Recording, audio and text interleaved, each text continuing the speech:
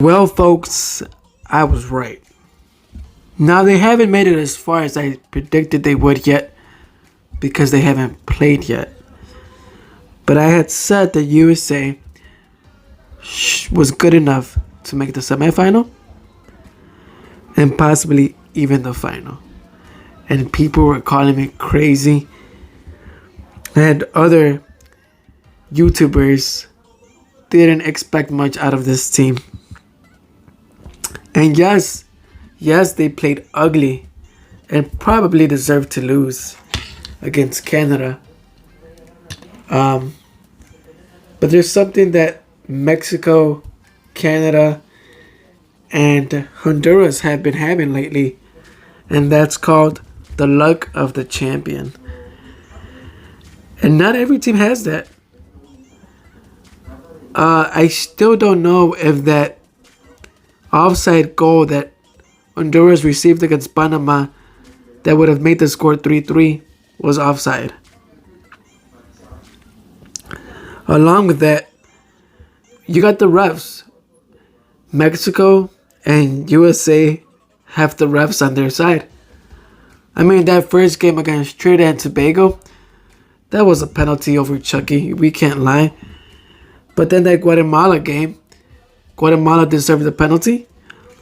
And then this last game, Canada against USA. I know I'm all over the place, guys.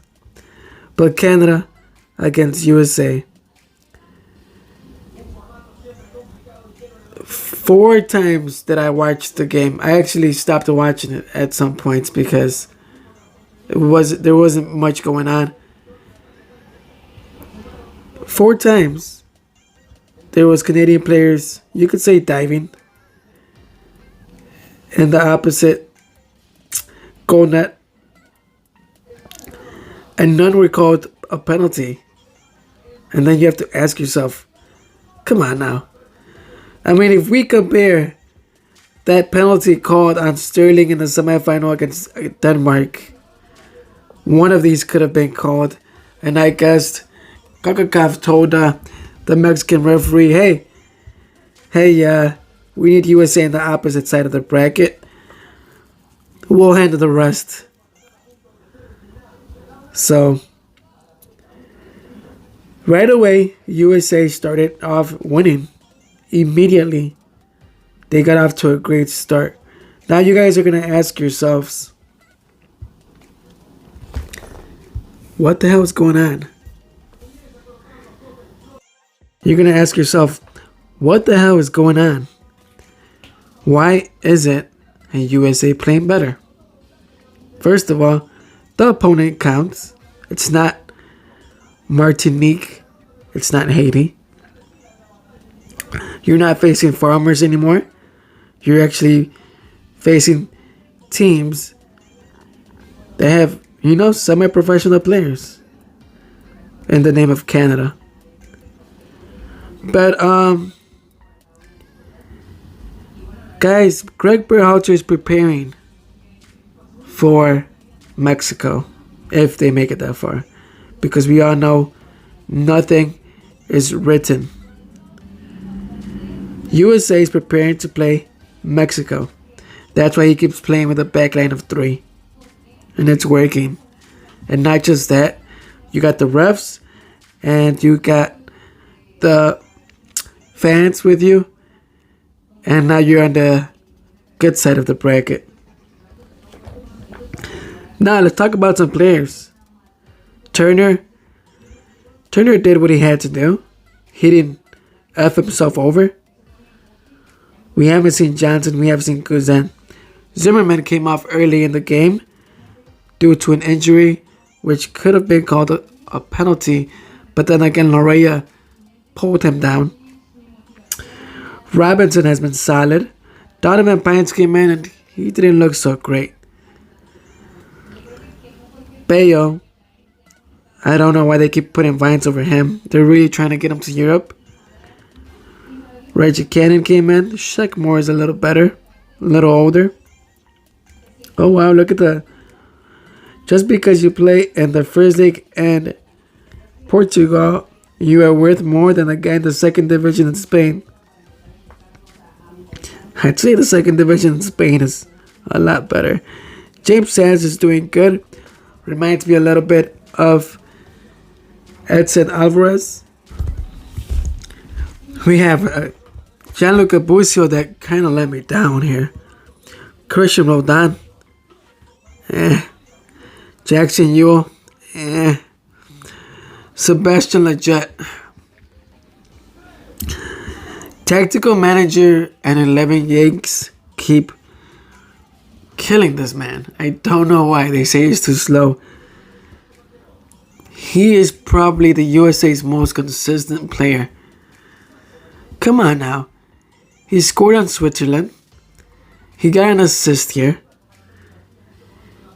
He scores in games where USA has all European players around him, showing that he can play with them. And you're still going to bring my man down just because he's 28. I mean, come on, man. Not every MLS player who's over age 23 is bad. Some guys just don't make it.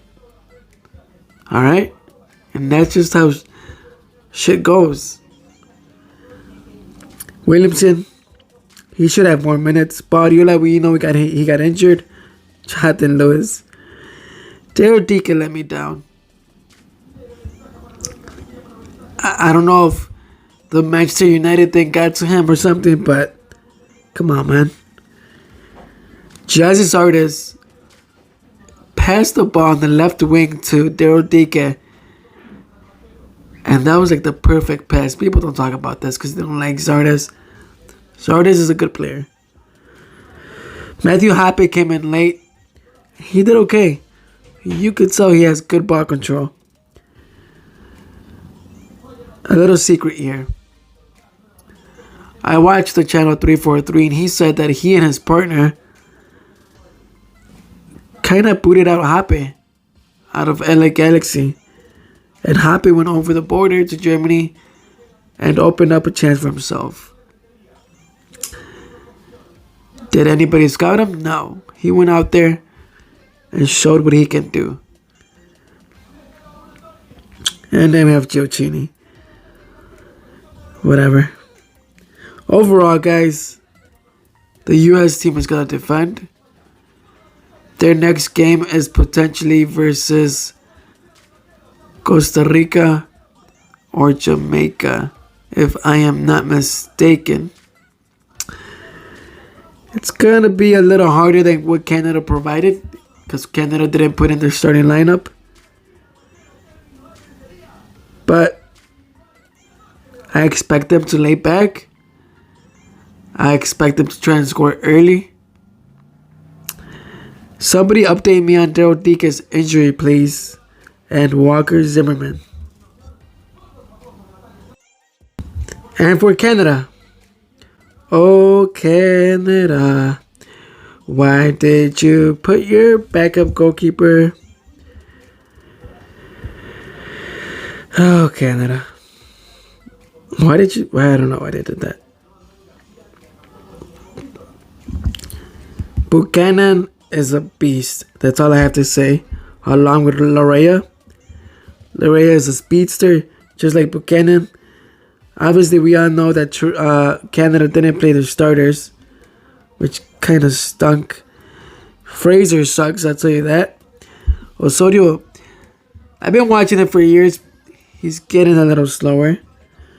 Larin got hurt. Aquinola got hurt. And that sucks. Cavallini came in, played as a post, and did okay. Now, what do I expect of this team? The next team they play is probably going to be Honduras. And that's going to be a war. And now that Larin and Aquinola are out, it makes the team a little weaker. Guys are falling left and right, and it sucks. I had them in the final. Unfortunately, now they have to play against Mexico, possibly if they both make it that far to the semifinal. And they killed it. So, we'll see what happens with Canada. Congrats on dominating USA, though. And you deserved more than that loss.